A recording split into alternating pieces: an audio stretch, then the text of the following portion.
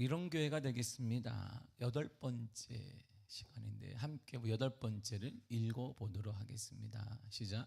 나그네와 소외된 이웃들에게 아낌없인 베품과 나눔의 솔선수범하는 교회가 되겠습니다. 아멘.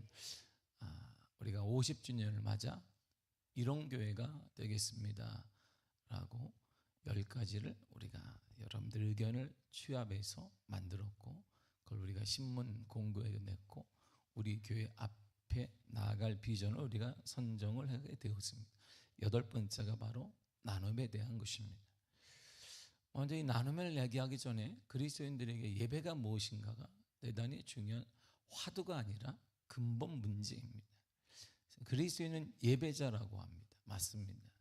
그리스도인은 예배자인데, 그리스도인이 그렇다면 예배가 뭘까요? 예배는 단순한 종교적 의식이 아닙니다. 예배는 누가 말하지만 영적 생명의 근원이다라고 말합니다. 그리스도인은 예배를 통해 생명을 얻습니다. 그리스도인은 예배를 통해 회복을 경험합니다. 그리스도인은 예배를 통해 치유를 경험하게 되고, 그리스도인은 예배를 통해 사랑과 용서를 경험하게 됩니다. 그리스도인은 예배를 통해 문제를 해결받기도 합니다. 왜냐하면 그리스도인들에게 예배란 하나님을 만나는 통로가 되어지고, 하나님을 만난 모든 사람마다 기적과 치유와 역사와 회복과 생명이 일어났기 때문입니다. 물을 떠난 물고기가 살 수 없듯이 하나님을 떠난 인간은 참된 생명을 누릴 수가 없습니다. 예배가 바로 그 하나님을 만나는 통로입니다. 그러니까 하나님을 만난 자마다 회복과 생명이 일어나는데, 그 일어남의 장소가 뭐냐? 일어남의 또 다른 이름이 바로 예배라는 것입니다. 그러므로 예배는 그리스도인의 삶의 필수적인 것이고, 그리스도인들에게 예배가 없다면 그것은 진정한 그리스도인이 아닐 수밖에 없습니다. 구체적으로 예배의 의미는, 예배는 인간의 존재 자체입니다. 존재의 의미이자 하나님이 만드신 인간을 만드신 이유도 또한 예배 때문입니다. 이사야 43장 21절에 이렇게 말해주고 있습니다. 시작. 이 백성은 내가 나를 위하여 지었나니 나를 찬송하게 하려 함이니라. 아멘. 이 백성은 하나님이 사람을 만든 이유는 나오잖아요. 우리를 창조하시고 궁극적으로 구원하신 이유는 예배를 받으시기 위함이다, 찬송하게 하려 위함이다라고 말하겠습니다. 그래서 성경은 호흡이 있는 자마다 여호와 하나님을 찬양하라고, 호흡이 있는 자마다 여호와께 예배드리라고 말씀을 하고 있습니다.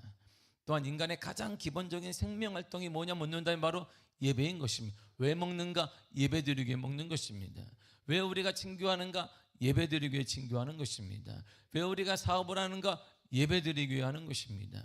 왜 자녀를 양육하는가? 참다운 예배자로 키우기 위해서인 것입니다. 그 시편 150편 6절이 이렇게 말해주고 있습니다. 시작. 호흡이 있는 자마다 여호와를 찬양할지어다. 할렐루야. 호흡이 있는 자, 생명이 있는 자마다 여호와를 찬양하고, 생명이 있는 자는 하나님께 예배드리고, 생명이 있기 때문에 죽기 전까지 뭐하라? 하나님께 예배드리라, 이런 말입니다. 그 진정한 예배는 이전 나 예배를 드리는, 온라인도 아니고 가끔 나 드리는 것이 아니라 장기적으로 모여서 예배를 통해, 기도를 통해 하나님을 만나고, 하나님의 만남을 통해 역사가 달라지기 때문에 예배는 생명과 같은 것입니다. 예배는 하나님과 인격적인 만남을 위한 통로가 되기도 합니다. 그리고 그 만남을 통해 인간은 생명을 얻는 거예요. 회복을 얻는 것입니다. 예배는 살아계신 하나님을 만나는 역사입니다. 이 만남을 통해 우리는 생명을 얻는데 살아난다, 이런 말이에요. 여러분의 가정이, 여러분들의 자녀가, 우리의 삶이 살아나는 거예요. 우리의 질병이 다시 하나님의 건강함으로 살아나게 되는 것입니다. 맡겼던 그 문제가 하나님의 은혜로 회복되어지며 뚫려지게 되며 역사가 일어난다, 이런 말입니다. 그러므로 참된 예배자는 하나님께 집중함으로 영적 가람이 해결되는 것입니다. 내 영혼이 잘된 같이 범사가 잘되고 강건하리라 그랬기 때문에 영적인 게 회복되어지면 우리의 육적인 것도 건강한 것도 모두게 치유되기 때문에 예배를 통해 하나님을 만난 자마다 그런 역사가 일어나는 거예요. 완전한 만족을 경험하게 됩니다. 영적 갈증뿐 아니라 육적인 문제까지도 치유된 은혜와 회복되는 역사와 기적의 은혜가 예배를 통해 가능한 것입니다. 그래서 하나님께서 원하시는 예배는 삶의 모든 영역에서 드려지는 산제사의 예배를 원하십니다. 삶이 예배가 되는 거예요. 그걸 하나님이 기뻐하십니다. 예배는 주일 하루 이 예배당에서 우리가 모여서 예배드리는 것이 아닙니다.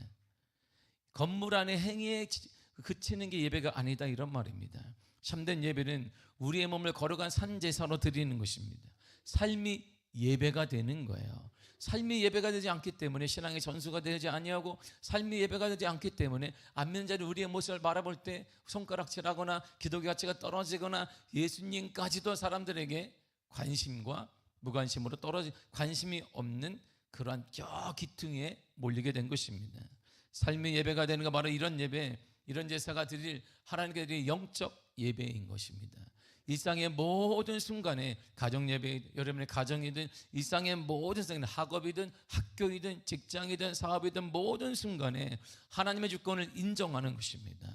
그분께 순종하는 것이 바로 참다운 생명을 드리는 예배인 거예요. 그래서 성경의 메시지는 예배의 성공이 곧 인생의 성공이라고 말하는 것이고, 예배의 성공이 곧 사업의 성공이라고 말하는 것이고, 예배의 성공이 곧 자녀의 성공이라고 말하는 것이고, 예배의 성공이 곧 우리의 가정과 가문의 성공이 된다라고 말하는 것입니다. 두 가지가 아니란 말이에요. 한 가지입니다. 성경과 예배와 사업, 예배와 자녀, 예배와 가정은 두 가지가 아니라 하나로 묶여 있는 것입니다. 예배에 성공하게 되면 길이 열려요. 예배에 성공하게 되면 치유가 일어납니다. 예배에 성공하게 되면 하나님의 역사가 그곳에 임하게 되는 것입니다. 그래서 성경 역사는 예배에 성공한 자가 생명을 누리기도 하고 부흥을 경험하기도 한 것이 성경에 줄줄이 쓰여 있습니다. 예배를 생명처럼 귀히 여기고 매 순간 하나님만을 바라보고 참된 소망을 하나님께 둘 때 독수리가 날개치며 올라간 같은 역사가 일어나게 돼. 오늘 예배가 이렇게 될 줄 믿습니다. 오늘 본문은 이 예배와 제사의 의미를 조금 다르게 보고 있습니다. 본문을 우리 또박또박 다시 한번 읽도록 하겠습니다. 시작. 오직 선을 행함과 서로 나누어지기를 잊지 말라. 하나님은 이 같은 제사를 기뻐하시느니라. 아멘. 자 보세요. 이 같은 제사, 예배거든요. 이 같은 예배를 기뻐하신다. 그러니까 이렇게 드리는 예배를 하나님이 기뻐하시는 거예요. 하나님이 받으신다, 이런 말이거든요. 하나님이 받는다는 거, 하나님과 만남이 이루어지고 하나님의 교통이 이루어지고 회복이 이루어지고 하나님과 놀라운 경험을, 하나님의 임재를 경험할 수 있는 예배가 된다, 이런 말이에요. 말로만 듣던 그 하나님이 아니라 예배를 통해 실제로 만나게 되어지고 치유가 일어나며 역사가 달라지는 예배가 된다, 이런 말이거든요. 이 같은 예배를 드리는 자에게 말이에요. 그럼 예배가, 이 같은 예배가 뭔데요? 예배는 두 가지예요. 본문에 보니까 오직 선을 행하는 것, 그리고 서로 나누어 주는 것, 이게 예배라는 것입니다. 하나님이 기뻐하는 예배, 이 같은 예배를 하나님이 기뻐하시는데 그 예배는 오직 선을 행하고 나누어 주는 것, 이렇게 말하고 있습니다. 선을 행한다는 것은 타인에게 관심을 보이는 모든 친절한 행위를 말합니다. 그리고 서로 나누어 준다는 의미는 돈이나 물건뿐 아니라 타인의 필요를 채워주는 것을 의미합니다. 그러므로 진정한 예배, 참된 예배는 삶의 예배가 되는 거예요. 예배가 하나님께 드린 영적 호흡이라면 경건은 그 호흡을 유지하며 살아가는 삶의 태도를 말하게 됩니다. 그래서 거룩한 예배와 삶에서의 경건은 분리될 수가 없는 거예요. 여러분이 정말 성공적인 예배를 드리는 삶이 거룩할 수밖에 없어요. 삶이 구분될 수밖에 없어요. 아멘. 사람과 구분되면, 언어가 구분되면 삶의 태도가, 모든 게 구분될 수밖에 없어요. 구분됨이 바로 경건이다, 거룩이다라고 말하거든요. 그러므로 예배와 경건의 삶은 한 세트예요. 세트. 예배 진정한 성공자와 그리고 경건의 삶은 하나로 이렇게 하나로 물려서 가는 것입니다. 교회 안에서 예배당이라는 건물 안에서 예배는 교회 밖에서 그 경건의 삶으로 증명돼야 합니다. 여러분들의 가정생활에 증명돼야 돼요. 여러분들의 학교생활 가운데 증명돼야 되고 여러분들의 직장과 사업 가운데 증명돼야 된다, 이런 말입니다. 말로 하는 게 예배가 아니란 말입니다. 신앙은 말로 하는 게 아닙니다. 삶으로 증명되지 않는 예배는 가짜인 거예요. 바로 그것은 위로회이며 동창회이며 동문회이고 동호회이며 송년회에 불과한 것입니다. 기분 좋지요. 위로받습니다. 끝이에요. 끝. 아무런 변화가 일어나지 않습니다. 그래서 성경은 예배가 삶으로 증명될 때 이렇게 보여진다고 말한 거예요. 야고보 1장 27절을 보겠습니다. 시작. 하나님 아버지 앞에서 정결하고 더러움이 없는 경건은 곧 고아와 가부를 그 환난 중에 돌보고 또 자기를 지켜 세속에 물들지 아니하는 그것이니라. 아멘. 보세요. 예배가 경건의 삶으로 증명되는 거예요. 예배가 경건의 삶으로 증명되는 것이거든요. 증명이 어떻게 되냐? 두 가지로 된다는 거예요. 자신을 보면 세상에 온갖 더러운 것, 불법적인 것에 노출시키지 않는 것입니다. 물들지 않는 것입니다. 거룩하지 않은 것에 물들지 않는 거예요. 또한 당시 사회에서 두 번째가 가장 어려운 일을 상징하는 고아와 가부를 돌보는 것이다, 이렇게 말하는 거예요. 어려운 일을 베풀고 나눔으로 참된 예배자는 경건의 삶으로 증명되어야 되는 것입니다. 우리 주위에 어려운 일을 바라면서 아무도 신경 쓰지 않는다, 그건 진정한 예배자가 아니다, 이런 말이에요. 경건의 삶이 아니다, 이렇게 말하는 것입니다. 그러므로 어려운 일을 위한 베품과 나눔은 그리스도인의 본질입니다. 그리스도인이란 가치관이 변화된 사람이에요. 삶의 목적이 변화된 사람을 그리스도인이라고 말합니다. 어떻게 변화되는데, 예전엔 소유만 했어요. 꽉꽉 모았는데 지금은 이 소유 개념이 아니라 공유 개념으로 바뀌는 거예요. 내 것을 누구도 쓸 수 있고 하나님이 내게 주신 것은 누구에게 나누라는 것으로 바뀐 사람들이 그리스도인이에요. 저는 그렇지 않습니다. 은혜를 더 받아야 돼요. 은혜를 더 받아 진정한 그리스도인, 그의 삶의 주의를 보게 되면 진정한 예배자가 가정과 가문에 있는가 한번 깊이 따져봐야 되는 것입니다. 모으는 삶에서 나누는 삶으로 변화된 사람이 바로 그리스도인이라고 말합니다. 성공해서 남주는 사람, 바로 이 사람이 그리스도인이에요. 개인적으로 저는 그래서 너무나 가난하게 살았기 때문에 제가 부자들의 마음을 저는 딱 깨달은 게 있어요. 제가 내 가정에서는 부자가 될 수가 없어요. 내가 딱 보니까 중학교도 못 나오게 생겼어요. 내가 딱 보니까, 내 상황을 딱 보니까 내가 얼마나 똑똑하겠어요. 중학교 1학년 때 자퇴를 타고 딱 보니까, 이야, 우리 아버지 밑에서는 밥 굽는 게 내가 상식이기 때문에 도대체 뭐 고기를 언제 뜯어 먹을까를 생각이 할 수가 없는 거예요. 그래서 내가 딱, 그렇다면 성경을 읽다가 다 깨닫는 게 뭐냐면, 그래, 그다음에 하나님의 방법으로 잘 살아보자. 새마을 운동으로 잘 사는 거 아니에요. 하나님의 방법. 그때부터 제가 한 일이 뭐냐면, 어릴 때부터 나누는 거였어요. 하나님이 그렇게 말씀하셨어요. 주라, 그리하면 너희에게 줄 것이요 곧 후이되어 흔들어 차고 넘치도록 하여 너희에게 안겨주리라. 이 길밖에 저에게 남은 게 없어요. 이게 믿음으로 확 받아들였어요. 그래, 주면 하나님 것을 받고 살자. 우리 아버지를 보니까, 우리 아버지가 여전히 삶이 끝날 때까지 저렇게 살 것 같아요. 아주 고지식하게 오직 주를 위해서만 그냥 이렇게 상기도만 하고 목회만 하다가 살 것 같은데, 그럼 나는 그 아버지 때문에 중학교 1학년 때 내가 학교 자퇴하고 못 다녔는데 미래가 별로 없어요. 그러면 아버지는 그렇게 목사로서 살고 나는 하나님의 것을 먹고 살면 되겠다. 그리고 제가 깨닫는 건, 우리 아버지가 이렇게 심어놨으니까 분명 내게 열매가 있을 것이다. 이런 믿음 때문에 생각이 바뀌어졌어요. 어릴 때부터 그래서 저는 제가 아르바이트 한 일 모든 거 하나님께 드렸습니다. 얼마나 벌겠어요. 일주일에 한 번, 그 당시에 제가 남영동이나 노량진에 철가방 들었는데, 보세요. 그 당시에는 뭐 여러분 아주 최저임금 그런 게 없어요. 주는 대로 받고 아니면 뭐 욕하고 막 던지고, 뭐 이게 철가방 던지는 게 여기 맞아도 우스운 거예요. 이게 피 나도 어디다 고발할 데도 없어요. 그 당시에 그냥 그런가 보다 하고 살았어요. 밥만 먹여주면 되니까. 그 작은 거 받으면 제가 다 하나님께 드렸어요. 하나님을 위해서, 주를 위해, 주어를 위해. 그랬더니 하나님이 이렇게, 할렐루야 할렐루야. 제가 지난 금요일 날 충남로에 집회를 갔더니, 금요일 날 갔더니 제가 한마디에 모든 사람들이 아멘 했어요. 여러분, 제가 서울에서 왔습니다. 아멘. 이 한마디에 다 기죽었습니다. 이게 다 충남의 분들이 다 할렐루야, 서울에서 온 목사입니다. 그러니까 아멘. 나 서울 살아요, 이런 말이에요. 한마디에 은혜가 충만해. 다 죽었어, 다 죽었네. 얼굴이 밝아져요. 내 딱 쓰지만 할렐루야, 제가 서울에서 온 미화교회 담임하는 박균호 목사입니다. 미화교회 뭔지도 몰라, 내 이름 뭔지도 몰라. 나 하나 서울에서 왔다. 충청도까지, 충청남도까지 내가 그 한마디에 내가 이런 사람이에요. 할렐루야. 저는 거기서 제 삶에 깨달아진 게 그거였어. 하나님께 서로 살자. 이건 방법이 없다. 그래서 하나님이 제가 가는 곳마다 하나님의 은혜를 허락하시고 우리 미화교회 하나님의 축복과 은혜 살게 된 것입니다. 우리는 그리스도인은 열심히 살아야 합니다. 게으른 그리스도인 이런 말은 없습니다.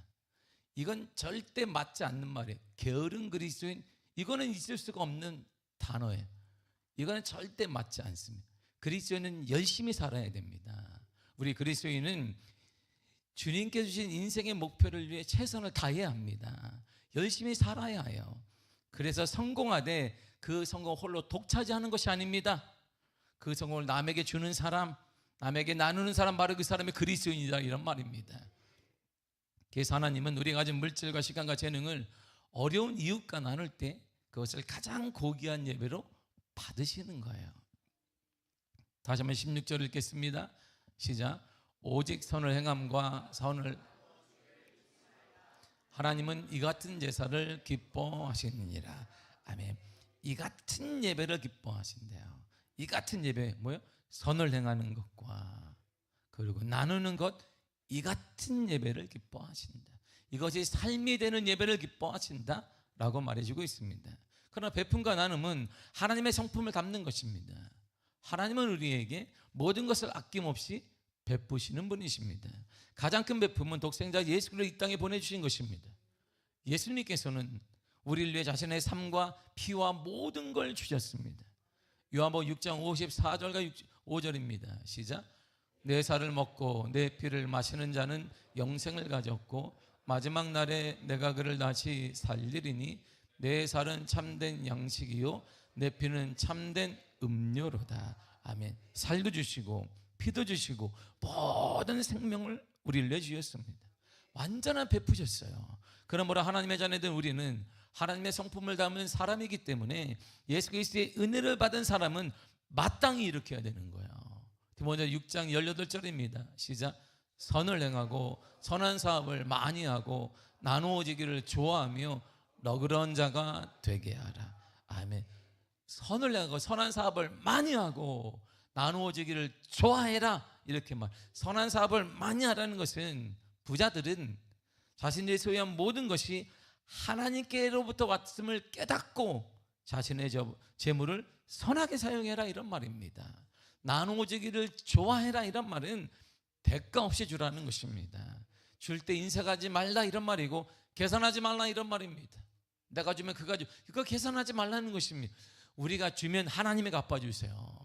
여러분들이 섬기면 하나님이 갚아주는 거예요. 그가 주는 게 아니니까 계산하지 말라. 절대 계산하지 말라. 여러분들은 뭐 길게 계산하지 말라는 것입니다. 그럼 누가 이런 일을 할 수 있을까요? 누가 이렇게 할 수 있어요? 디모데 6장 17절 이렇게 말하거든요. 시작. 재물에 소망을 두지 말고 오직 우리에게 모든 것을 후히 주사 누리게 하시는 하나님께 두며. 아멘. 재물과 돈에 소망을 두지 말라, 이런 말입니다. 모든 것을 후히 주사 하나님을 믿는 자, 그리고 오직 하나님께 소망을 두는 자는 이렇게 베풀고 나누는 삶을 살 수 있다, 이런 말입니다. 이럴 때 참된 신앙은 삶으로 증명돼야 돼요. 말 잘할 수 있어요. 신앙생활 오래 하면 말 잘합니다. 여러분들 중에 저만큼 잘하는 사람이 여기 우리 교회 수태예요. 그냥 신앙생활 한 10년 이상 되면 목사보다 잘해. 우리 교회는 뭐 50년, 할렐루야, 저보다 얼마나 잘하겠어요. 성경도 뭐 하면 이거 지난번에 했던 것인데 다 알아. 이거는 써놨어. 또 왜 써놨는지 모르지만 2021년 뭐 왜 써놔. 아주 정말 보통 분들이 아니야. 자기 다 써놔. 이렇게 겹친다 뭐 이렇게. 얼마나 똑똑한지 몰라. 그냥 박사들이 여기 다 있어. 박사가 평가단이 여기 다 있어. 평가단. 응? 요즘 TV에 트로트 평가를 하라 그랬더니 또 설교까지 평가하고 여기 하네. 그냥 습관이 돼가지고 이거 2021년에 목사님 이거 수예배 때 했던 것인데 주일날 하시는 다 대단합니다. 말 잘해요. 다 말 잘합니다. 근데 신앙은요, 말로 하는 게 아니에요. 여러분들 말 잘한다고 신앙에서 하잖아요. 삶으로 증명돼야 돼요. 삶으로 증명되지 않는 신앙은 가짜예요. 삶으로 증명되는 신앙은 여러분들이 뭐 목사 할아버지가 돼도 그건 가짜예요. 성경 지식을 좀 더 많이 알 수 있습니다. 아무 의미가 없어요. 삶으로 증명되지 않는 그 신앙은 아무 가치가 없어요. 전 뜨겁습니다. 그럼 다음 주에는 없죠. 뭔가 될 것 같습니다. 근데 안 되면 또 당황하죠. 다 할 수 있습니다. 그러나 삶으로 증명되지 않는 그 신앙은 하나님께 아무리 유익이 안 돼요. 하나님이 역사하지 않습니다. 그래서 하나님의 간증하는 자, 하나님의 유익을, 하나님의 은혜를 받은 자, 하나님의 역사를 체험한 자는 많지 않은 거예요. 이렇게 하나님께 소망을 두는 자에게 하나님은, 성경은 이렇게 말해요. 이게 중요합니다. 하나님께 소망을 두는 자, 재물이 아니라 하나님께 소망을 두는 자, 후이지시는 하나님께 소망을 두는 자에겐 이런 걸 주겠다고 주님이 약속하셨어요. 시편 146편 5절입니다. 시작. 여호와 자기 하나님에게 자기의 소망을 두는 자는 복이 있도다. 복이 있다는 거예요. 복이 뭔가요? 그 복이 뭐지? 이렇게 그 복이 여러분들 생각하는 거 그거일 수도 있습니다. 다 내가 아는데 다 알잖아요. 눈을 딱 보니까 다 알아요. 제가 그거구나. 그거일 수 있습니다. 어떤 복을 말할까요? 성경의 복은요 이겁니다. 사도 바울이 디모데에게 이렇게 얘기했어요. 디모데 6장 19절에 쉬운 성경 읽겠습니다. 시작. 그렇게 할 때 그들은 하늘 창고의 보물을 쌓게 될 것입니다.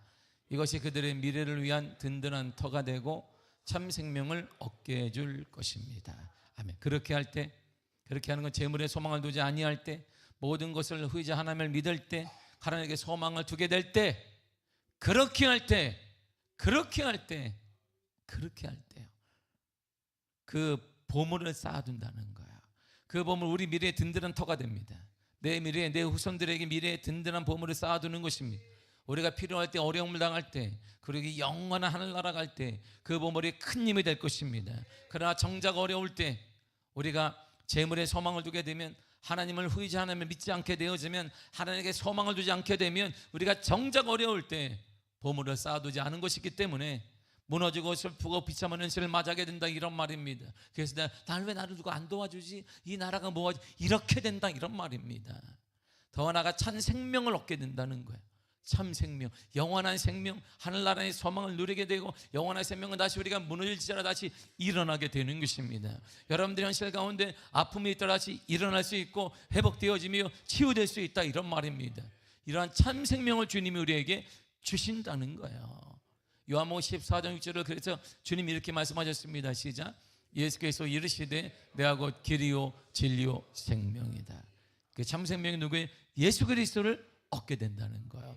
예수 그리스도와 동행하는 것입니다. 그래서 찬양할 때 주와 같이 길 가는 것, 왜 좋은지 아십니까? 그분에게 능력도 있으며, 그분에게 지혜도 있으며, 그분에게는 소망도 있으며, 그분에게는 치유도 있으며, 그분에게 위로도 있으며, 그분에게 기적도 있으며, 그분에게 물질도 있으며, 모든 것이 그분 안에 있기 때문에 그분과 동행한다는 것을, 모든 걸 내가 소유한다는 것을 말하게 되는 것입니다. 예수 그리스도를 얻는 것, 참 생명된 예수를 얻게 되는 것입니다. 베풀고 나누는 자는 예수를 얻고 예수와 동행하게 되며 예수의 능력을 경험하게 될 것이고, 예수의 생명을 놀랍게 우리 것으로 받아들이게 되는 것입니다. 그래서 우리가 예수와 함께하는 자 임마누엘을 경험하게 되면 그분이 지키시고 이끌어 주시며 우리를 홀로 두지 아니하십니다. 이러한 축복을 누리는 거야. 그래서 이 나눔의 다른 말이 있어요. 나눔의 다른 말을 성경이 잘 얘기해 놓았어요. 나눔의 다른 말이 뭘까요? 거저주는 거? 뭘까요? 나눔의 다른 말이 뭘까요, 여러분들? 성경에서는요, 이 나눔이라는 거에 다른 말을 적어놨어요. 이게 정말 하나님의 신비예요. 이야, 얼마나. 그래서 저는 이 나눔의 다른 말 때문에 하나님께 복을 누리고 살고 있는 거예요. 이렇게 하나님께서 이렇게 내 길도 열어주시고, 중학교도 못 나오는데 일대 자퇴한 저에게 하나님이 공부할 수 있는 길을 열어주시고, 평생 목회할 수 있는 길도 열어주시고, 하나님이 이렇게 쓰이고 있는 거예요. 나눔의 다른 말이 뭘까요? 나눔의 다른 말이 여기 있어요. 잘 보세요. 잠언서 11장 24절과 5절입니다. 시작. 흩어 구제하여도 더 부하게 되는 일이 있나니 과도히 아껴도 가난하게 될 뿐이니라. 구제를 좋아하는 자는 풍족하여질 것이요 남을 윤택하게 하는 자는 자기도 윤택하여지리라. 아멘. 사랑하는 성도, 아끼며 살아야 합니다. 아끼며 살아야 돼요. 아끼며. 그래서 우리 교회도 보면 제가 매번 돌아봐요. 이렇게 코 풀러고 있는지 내가 다 빼요. 다 빼. 다 우리 교회 뺍니다. 다 빼요. 모든 화장실도 내가 다 점검합니다. 아껴야 되니까 말이에요. 그러나 아끼는 것과 인생한 것은 다른 거예요. 인생한 삶을 살면 주위에 사람들이 떠나요. 노년에 쓸쓸해집니다. 진정한 친구들, 마음을 나눈 사람들이 없어지게 됩니다. 세상은 아껴야 부자가 된다고 하지만 주님은 달라요. 나눌 때 부하게 된다고 말해요. 나눌 때 풍성해진다라고 말합니다. 구제하는 것, 나누는 것은 더 부하게 되는 지름길입니다. 정말 여러분의 부한 삶을 원하십니까? 여러분들의 자녀와 여러분들의 삶과 여러분들의 가문이 정말 부하게 되기를 원한다면 하나님을 믿고 나누고 베푸시기를 바랍니다. 그렇지만 너무 돈을 사랑하는 사람은 평생 자기 호주머니 불리는 것에 관심이 있습니다. 하나님의 약속이 눈으로 들어오지 않아요. 100번 얘기해도 들어오지 않습니다. 구제, 즉 대가를 말하지 않고 어려운 일을 도울 때 주님께서 풍족하게 하시고 윤택한 삶을 주십니다. 신앙은 역설입니다. 나누는데, 내 것을 주는데 점점 비워져 가는데 더 풍성해지고 더 윤택해진다라는 말입니다. 그래서 주님의 세계에서는 나눔의 다른 말이 뭐냐? 복이고 부함이며 윤택이다, 이런 말이에요. 이 성경이 이렇게 말하는 거예요. 나눔의 같은 말이 뭔지 아니? 나눔과 똑같은 단어가 뭔지 아냐? 그러니까 복이고 부함이고 윤택이다, 이런 말이에요. 이게 나눔의 같은 말이에요. 그러니 우리가 나눌 때마다 부해지고 윤택해지고 부하게 되는 것입니다. 그래서 나누는 교회가 부흥하게 되는 것이고, 나누는 성도가 역사의 주인공이 되는 것이고, 나누는 가문이 하나님의 은혜를 받게 되는 것입니다. 교회는, 우리는 사업가가 아니에요. 교회는 사업체가 아닙니다. 하나님 나라 방정식으로 교회는 움직여요. 그래서 신비롭다고 하는 것입니다. 나누면 비워야 되는데 나누면 하나님이 채워주세요. 근데 나누지 않으면 골병이 들어요. 안에서 막 썩습니다. 그래서 교회가 분란이 일어나게 되고 문제가 생기게 되고 깨지게 되고 이런 일이 막 일어나게 되는 것입니다. 나눔은 나의 것을 줄이는 것이 아닙니다. 나눌 때 내 것이 줄어드는 게 아니라 하늘 창고를 경험하는 축복을 누리게 되는 것입니다. 풍성한 하나님의 창고, 모든 것이 부정 없이 가득 찬 하나님의 창고, 이걸 우리가 신앙생활을 통해 경험해 봐야 되지 않겠습니까? 맨날 말로만 우리가 남들 얘기가 아니라 내 삶에 좀 경험해 봐야 되지 않겠냐, 이런 말입니다. 이런 하나님의 창고를 경험하고 그 창고로부터 나오는 풍성함과 윤택함을 경험하는 축복의 통로가 바로 나눔이라는 거예요. 그러므로 여러분의 눈에 어려운 일이 딱 보인다는 것은 하나님이 하늘 창고를 주시고자 기회를 주신 것이에요. 맨날 이렇게 우리 교회는 나누고 말이야. 우리도 먹고 살기 힘든 우리 교회가 그럴지 모르겠습니다만 많습니다. 우리 교회 많이 섬깁니다. 계속 섬겨요. 많이 섬깁니다. 우리 3월에도 둘째 주에 저희 교회 시차례를 하는데, 제가 시찰장이라 하는데, 제가 그러면 쌀을 다 모아봐야 되겠다. 오는 손님마다 하나씩 다 드려야 되겠다. 쌀도 하나씩 다 목사님께 드리고, 또 드릴 게 뭐 없나 막 찾아요. 이렇게 우리 집에부터 이거 금가락지가 뭐 없나, 이렇게 하나도 없어. 금리빨이라도 있으면 팔라고 했더니 금리빨도 내가 그때 뽑아가지고 다 바꿔놨어. 하나도 없어. 늘상 그래요. 어떻게, 왜? 나눔은 제가 경험했기 때문에. 나눔의 다른 말은 복이며 부함이며 윤택함이에요. 제 삶이 그렇게 살아왔고 보여지기 때문입니다. 하나님이 주시는 기회예요. 우리 교회에 기회를 주신 것은 하나님의 축복을 부어주시고자 하시는 그분의 사랑이고 은혜인 것입니다. 그래서 나눌 수 있는 것은 축복입니다. 더 풍성함을 경험하는 하늘 창고를 경험할 수 있는 놀라운 축복의 은혜의 선물이 바로 나눔인 것이에요. 삼성전자가 지난 제25회 동계올림픽인 2002년 밀라노 코르티나 동계올림픽에 참가하는 전 세계 60개국에 3,800여 명, 패럴림픽까지 포함해서요. 올림픽이 끝나면 이제 장애인, 우리가 말하는 올림픽이 한단 말이에요. 거기 선수단까지 다 포함한 게 작으니까, 동계니까 좀 작아서 3,800명이 좀 넘습니다. 선수단 전원에게 갤럭시 신형을 뭐 필립 7 뭐 이런 것들을 한정판 올림픽 에디션으로 이들에게 무료로 주었습니다.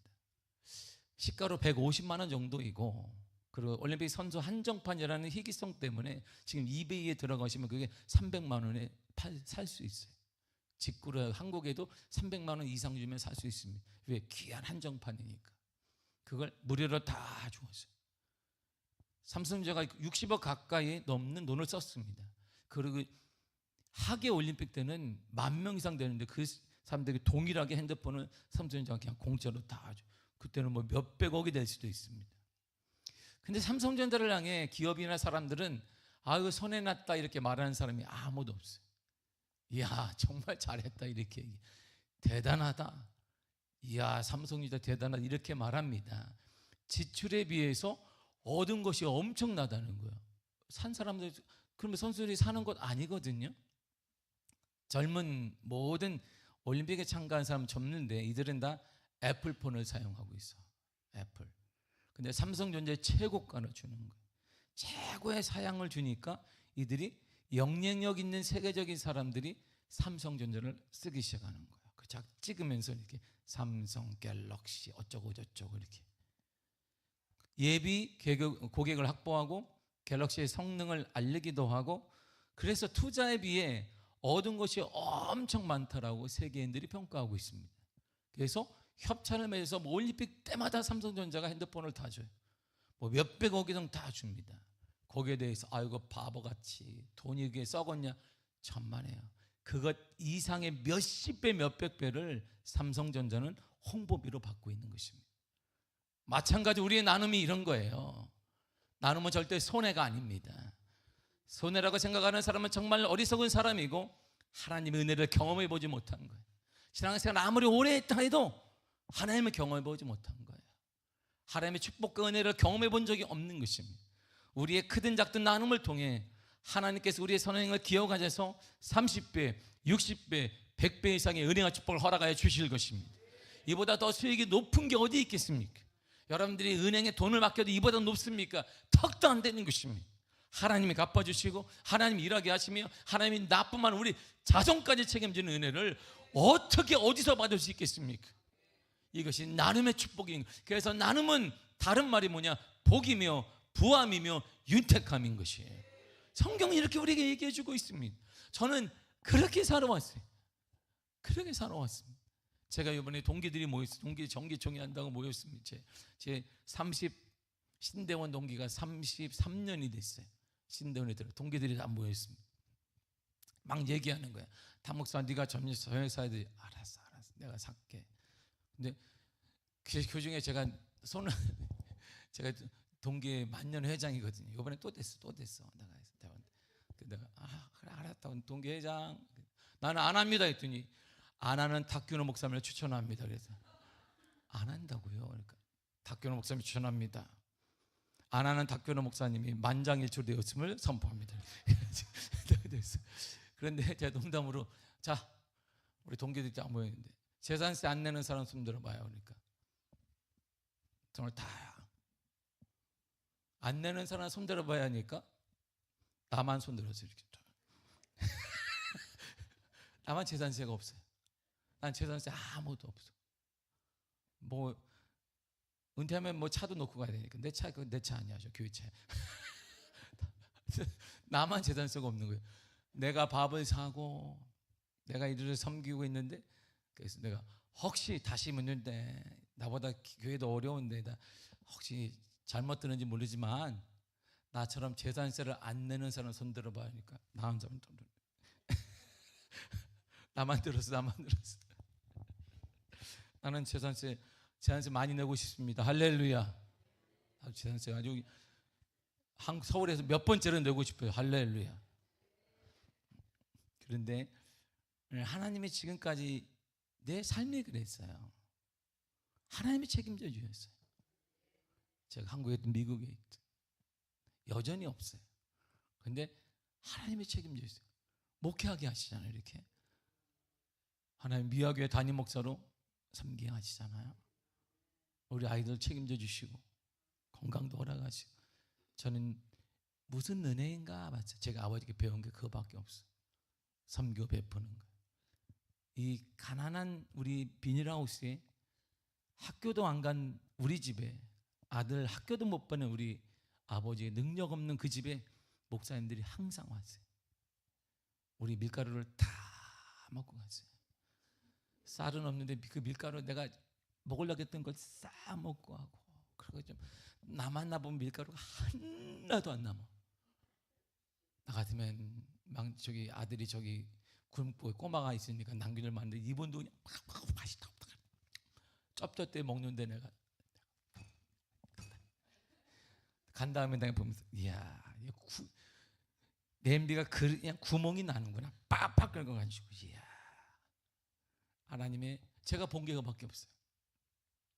전 그래서 지금도 확실한데 나눔은 복이고 부함이며 윤택합니다. 저는 첫째 우리 교회라 그래서 저는 교회가 이렇게 하는 거예요. 내가 섬기 우리 교회를 이렇게 부하게 만들고자 하는 것이 우리 교회 제가 처음에 알잖아요. 가난했습니다. 그러나 우리 다음 세대는 부하게 영적으로 육적으로 부하게 그러기 위해서 우리는 나누는 교회가 되었던 것이에요. 풍성과 윤택의 이름을 가진 나눔을 할 때 우리의 태도는 그래서 달라야 합니다. 즐거운 마음으로 해야 합니다. 하나님 억지로 하는 베품이나 인색함으로 하는 행동을 원하지 않습니다. 하나님은 즐겨내는 자를 사랑하십니다. 고린도서 9장 7절 이렇게 말해주고 있습니다. 시작. 각각 그 마음에 정한 대로 할 것이요 인색함으로나 억지로 하지 말지니 하나님은 즐겨내는 자를 사랑하시느니라. 아멘. 이방인들이 모인 마게도냐 교회 성도들은 예루살렘 교회 박해와 핍박이 심해지자 성도들이 어려움 당한다는 소식을 들었어요. 그래서 이들이 자신들의 것을 나누기로 작정한 거예요. 고린도서 8장 3절입니다. 시작. 내가 증언하노니 그들이 힘대로 할 뿐 아니라 힘에 지나도록 자원했습니다. 힘에 지나도록 자원. 자신들을 위해서가 한 게 아니에요. 자녀들을 위해서, 자기 마게도냐 교회를 위한 게 아닙니다. 예루살렘 교회에 어려움 당하는 성도들을 섬기기 위해 힘에 지나도록 자원했습니다. 이들의 베품과 나눔을 절대 억지로 하지 않았습니다. 이들은 자원했습니다. 그래서 주님은 이들의 자원하는 그 마음을 기뻐하셨고 하나님께 영광이 되었던 것입니다. 베품과 나눔은 가장 근본주체적인 하나님의 사랑의 표현입니다. 우리 믿음은 눈에 보이지 않아요. 그러나 나눔은 눈에 보입니다. 믿음을 가진 자의 나눔은 눈에 보이게 되는 거예요. 성경은 이렇게 말합니다. 야고보 2장 17절입니다. 시작. 이와 같이 행함이 없는 믿음은 그 자체가 죽은 것이라. 아멘. 요한일서는 형제의 궁핍함을 보고도 마음의 문을 닫으면 하나님의 사랑이 거기 거하지 않는다고 했습니다. 요한일서 3장 17절을 보겠습니다. 시작. 누가 이 세상의 재물을 가지고 형제의 궁핍함을 보고도 도와줄 마음을 닫으면 하나님의 사랑이 어찌 그 속에 거하겠느냐. 아멘. 궁핍함을 보는데, 나보다 못하게 사는 걸 보는데, 어려움을 당한 자들을 보는데 내 마음을 딱 닫게 되면, 마음을 닫아버리게 되면 하나님의 사랑이 거기 없다. 하나님의 돌보심과 하나님의 은혜와 하나님의 축복과 하나님의 은혜가 없다, 이런 말이. 그러니까 여러분들이 심해서 그 여러분들이 사는 거예요. 하나님의 도우심도, 하나님의 역사도, 하나님의 충만함도, 하나님의 위로도, 하나님의 사랑도 거긴 없다라고 말하고 있습니다. 돈을 가지고 있으면서 어려운 이 세계 나누고 돕지 않는다면 그 사람은 하나님의 사랑이 없는 거예요. 하나님을 경험하지 못한, 신앙생활이 아무리 오래해도 하나님의 사랑을 경험하지 못한 것입니다. 하나님과 동행하지 않는 사람이에요. 그러므로 그가 인생에서 때때로 만나게 되는 그 크고 작은 문제들 속에 하나님도 그의 호소에 응답하지 않습니다. 어려움에 반응하지 않습니다. 어려움에 절대 하나님은 그래서 반응하지 않게 되는 것입니다. 예수님은 우리에게 이렇게 명령하셨습니다. 누가복음 3장 11절을 보겠습니다. 시작. 옷 두 번 있는 자는 옷 없는 자에게 나눠줄 것이요 먹을 것이 있는 자도 그러게 할 것이니라. 아멘. 우리는 충분히 누릴 수 있습니다. 할 수 있습니다. 충분히 할 수 있어요. 충분히 누릴 수 있습니다. 가질 수 있습니다. 그러나 누리고 가질 수 있음에도 불구하고 우리의 것을 나눌 수 있는 것은 진정한 믿음인 거예요. 그래서 우리 교회는 늘 얘기하지만 돈이 없어요. 왜? 돈이 없게 만드는 게 제 목회 비전 중 하나이기 때문에. 돈이 없는 교회는 싸우지 않습니다. 교회가 분란이 나는 것은 교회에 돈이 많기 때문이에요. 그 돈이 많을 이유가 없어요. 다 나눠주면 되니까. 미자립 교회 섬기면 되고 교회를 살리면 되기 때문에 교회를 돈을 남길 이유가 뭐가 있어요?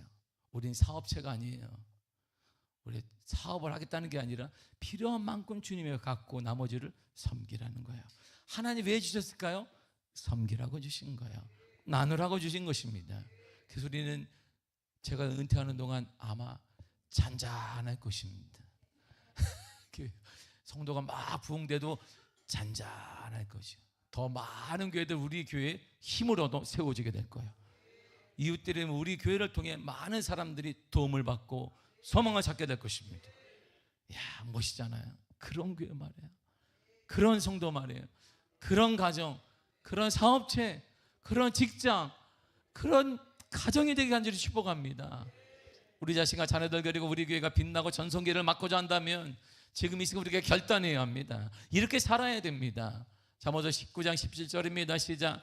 가난한 자를 불쌍히 여기는 것은 여호와께 구워드리는 것이니 그의 선행을 그에게 갚아 주시리라. 아멘. 제 마음이 거기 딱 있는 거예요. 나는 당당히 얘기해서 내가 할 수 있는 것은 주님께 구워드리는 거예요. 내가 주님이 갚아 주실 것이다. 주님은 나처럼 쫀쫀하지 않고 작지 않습니다. 우리처럼 작지 않아요. 주님이 갚을 때는 계산이 달라요. 주님이 갚을 때는 단위가 다를 때 주님이 갚아 주실 것입니다. 작은 거 하나부터 실천해 보시길 바랍니다. 작은 돈부터 나누시기를 바랍니다. 특별히 우리의 물질이 어려운 이웃에게 하나님을 사랑을 전하는 통로가 되길 간절히 축복합니다. 여러분들의 지식이든 물질이든 여러분들의 삶이든 모든 것을 통해 어려운 이웃에, 어려운 교회에, 어려운 곳에 쓰임받는 역사가 임하길 간절히 축복합니다. 앞으로 우리 미아교회는 하나님께 구워드리는 교회가 될 것입니다. 하나님께 더 많이 구워드리는 교회가 될 것입니다. 그래서 하나님은 그 구워주셔서 우리가 구워드림으로 우리가 갚으실 때는 풍성함으로, 부함으로, 기적으로, 역사로 갚아 주실 것입니다. 사랑하는 성도 여러분, 나눔의 성경적인 다른 말은 부함과 윤택함입니다. 성경이 약속한 것입니다. 이 약속을 믿고 우리 교회는 앞으로도 지속적으로 나눌 것입니다. 하나님의 부를 누리기 위해, 하나님의 윤택함을 우리 자자손손 주기 위해 주님 오시는 그날까지 우리 미아교회는 교회에서 든든히 쓰게 될 것입니다. 더 부흥될 것입니다. 더 많은 사람들에게 은혜를 끼치게 될 것입니다. 그런 교회는 확실히 우리 미아교회가 자림하게 될 줄 믿습니다. 여러분의 가정도, 여러분들의 가문도 그런 가정이 되기 간절히 축복합니다. 하나님이 갚아주시는 하나님의 은혜 가운데 거하는 하나님의 기적을 허락하신 놀라운 은혜가 여러분들의 삶과 가정과 가문의 일터에, 사업장에 임하기를 간절히 축복합니다. 기도하겠습니다.